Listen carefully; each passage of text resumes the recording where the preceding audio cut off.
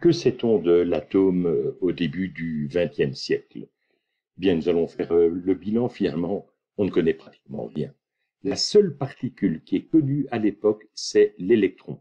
Et il vient d'être découvert en 1897 par l'anglais Joseph John Thomson.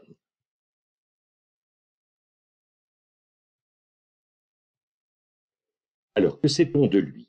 Je vous donne des chiffres. En fait, je fais un anachronisme parce que ce ne sont pas les données qui étaient connues à l'époque, mais les données actuelles. La masse de l'électron est de 9,11 10-31 kg. La charge de l'électron, c'est moins E, c'est-à-dire moins 1,6 10-19 coulomb. Et le rayon, de nouveau, je ne vous donne pas le rayon tel qu'il était connu à l'époque. On savait qu'il était très très petit, mais pas plus. Je vous donne les connaissances actuelles. L'électron est toujours candidat au statut de particule ponctuelle. Ponctuelle au sens mathématique du terme, c'est-à-dire une particule qui n'aurait aucune extension spatiale. C'est difficile pour nos pauvres cerveaux de comprendre cette réalité d'un objet qui aurait une masse, qui aurait une charge, mais qui n'aurait aucun volume finalement. Mais toujours est-il, s'il a un volume, en tout cas on a pu donner une limite supérieure à son rayon. Le rayon de l'électron serait de toute façon plus petit que 10-18 mètres. Donc voilà la particule qui est connue à l'époque. Maintenant, si je regarde globalement l'atome, le concept d'atome évidemment a été connu depuis longtemps, eh bien, la masse de l'atome,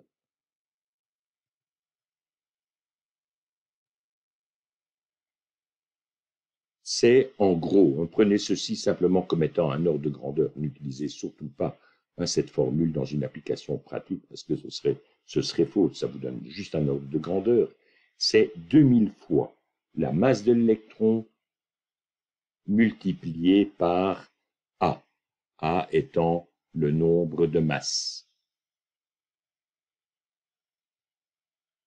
Je vous rappelle en fait que, par exemple, pour le carbone 12, le nombre de masses est égal à 12. Si je prends du calcium 40, le nombre de masses est égal à 40. Globalement, il faut que l'atome soit neutre. Or, je sais qu'il a Z électrons, et ces Z électrons vont lui donner une charge qui est égale à moins Z fois E. C'est-à-dire qu'il doit exister quelque part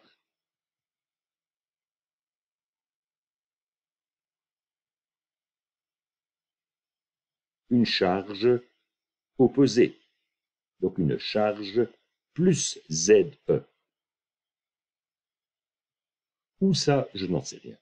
Mais dans l'atome, en tout cas, il doit y avoir une charge plus ZE. Troisième donnée, son rayon, le rayon de l'atome, on sait qu'il est égal à quelques 10-10 mètres, c'est-à-dire quelques angstroms. Voilà.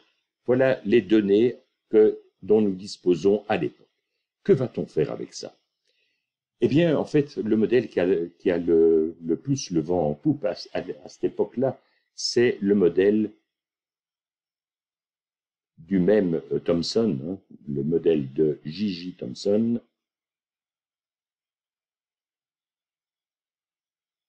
C'est ce qu'on appelle l'atome pudding. C'est un Britannique. Donc, qu'est-ce que l'atome pour J.J. Thomson? Bien, c'est un pudding, c'est-à-dire en fait que c'est une grande masse continue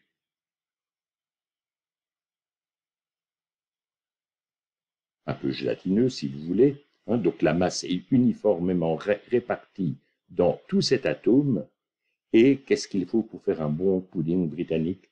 il faut absolument pas oublier les raisins de Corinthe. Donc, en fait, on va mettre Z électrons de Corinthe là-dedans, ce sont nos électrons. Donc, voilà son modèle atomique. Donc, je rappelle, vous avez ici un pudding qui a la taille de l'atome, avec la masse qui est distribuée de manière absolument continue, et là-dedans, vous avez Z petits points que sont les électrons. Bon, ça plaît ou ça plaît pas, mais de toute façon, on n'a rien d'autre à proposer à l'époque. Donc, c'est un modèle, en fait, qui va durer une bonne dizaine d'années, jusque l'expérience réalisée par Rutherford. C'est une campagne, en fait, d'expérience qui s'est étendue de 1911 à 1913 et patronnée par Ernest Rutherford.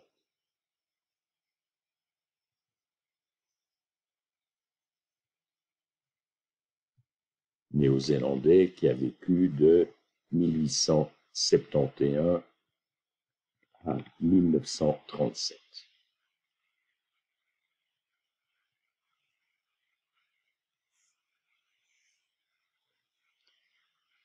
En quoi consiste l'expérience de Rutherford?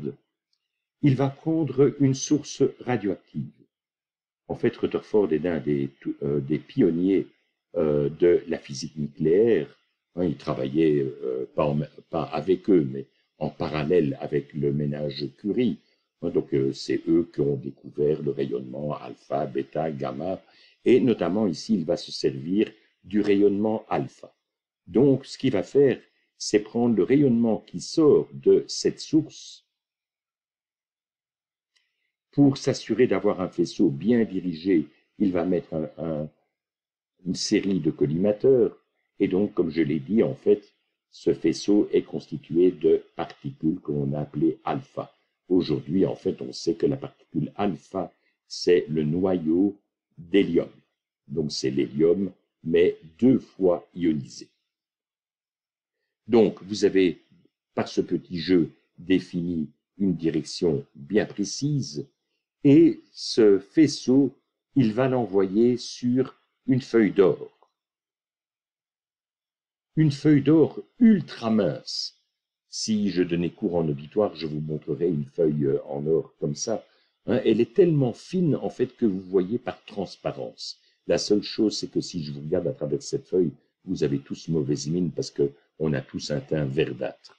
Mais ça veut dire, en fait, que cette feuille est ultra mince. Suffisamment mince pour que les particules alpha qui la traversent, qui rentrent en collision, puissent traverser cette feuille. Pour fixer les idées, oui, la vitesse de ces particules alpha en sortant de la source est typiquement de 5-10-2 fois la vitesse de la lumière. En termes d'énergie cinétique, en fait, ils ont quelques millions d'électronvolts. On dit en général quelques MEF.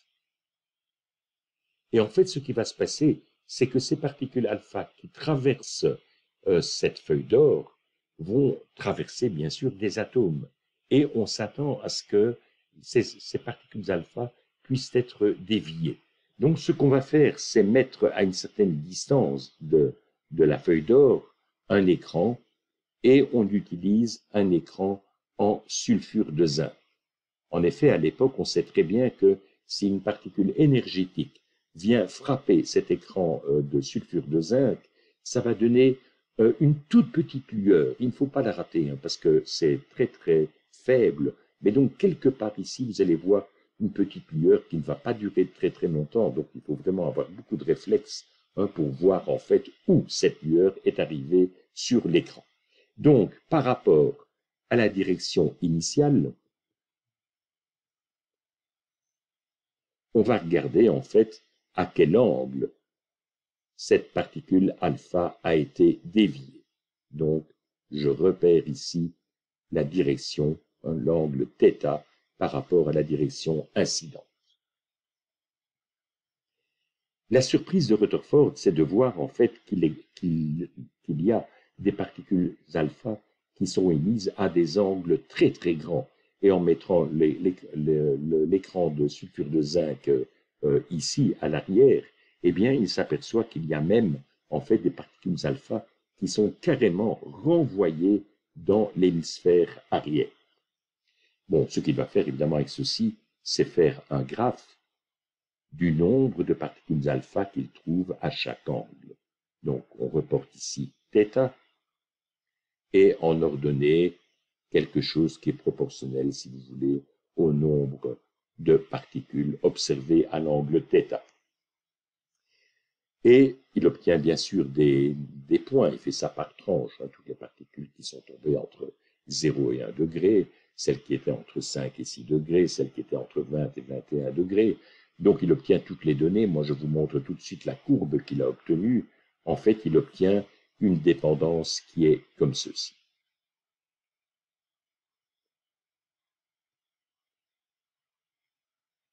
Et vous allez ici jusque 180 degrés. Donc lui, évidemment, n'obtient pas une courbe, hein, il obtient des points expérimentaux, ce qui est déjà une performance en soi. Mais c'est encore mieux, bien sûr, si on peut trouver la formule mathématique. Eh bien, il va trouver cette formule mathématique. Et il montre en fait que cette courbe est proportionnelle à 1 sur sinus 4 θ sur 2. Donc, il a les données expérimentales, il a la forme analytique de cette courbe. Maintenant, il faut trouver le modèle théorique qui permet d'expliquer pourquoi on observe cette dépendance en 1 sur sinus 4 θ demi. Eh bien, il va trouver cette dépendance. Et pour cela, en fait, il propose un modèle planétaire. Exactement comme notre système solaire.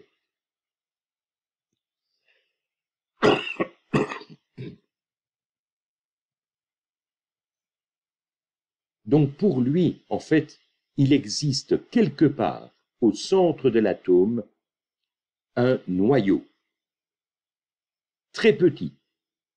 Et autour de ce noyau, vous avez le cortège électronique.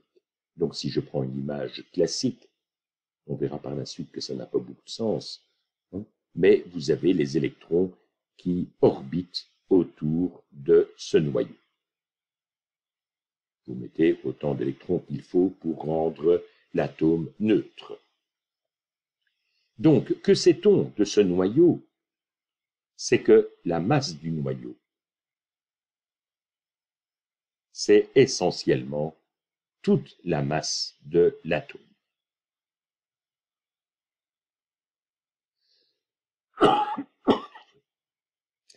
Excusez-moi, c'est un petit peu comme notre système solaire, hein. En fait, le noyau ici joue le rôle du Soleil et les électrons, ce sont les planètes qui orbitent autour du Soleil. Vous avez la charge du noyau, eh bien la charge du noyau est égale à Z fois E.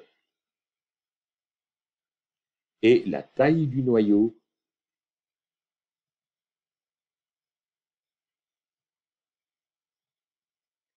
est de quelques 10-15 mètres.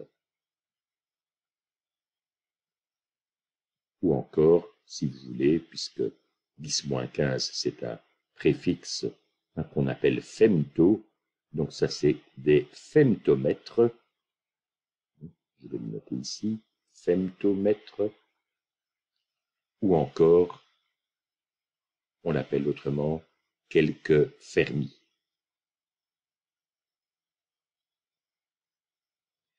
Beaucoup de gens, en fait, quand ils voient FM, prononcent Fermi, parce que c'est les initiales, évidemment, des 2 syllabes de Fermi, mais quand on parle normalement du Fermi, c'est un grand F, mais enfin, peu importe. Donc, vous vous rendez compte des échelles. Vous avez l'atome qui fait 10-10 mètres comme taille, et vous avez le noyau qui fait 10-15 mètres. Si j'étais en auditoire, je vous aurais expliqué que si on faisait un zoom sur l'atome, de telle manière que j'agrandisse le noyau à un point que son diamètre devienne grand comme une tête d'épingle, donc 1 millimètre. Eh bien, l'atome remplirait tout l'auditoire. Et donc, vous imaginez que dans cet auditoire, vous avez au centre un petit volume, pas plus gros donc qu'une tête d'épingle, et vous avez Z électrons dont on n'est même pas sûr qu'ils ont une extension spatiale. Et tout le reste, c'est du vide. Donc voilà ce que c'est qu'un atome.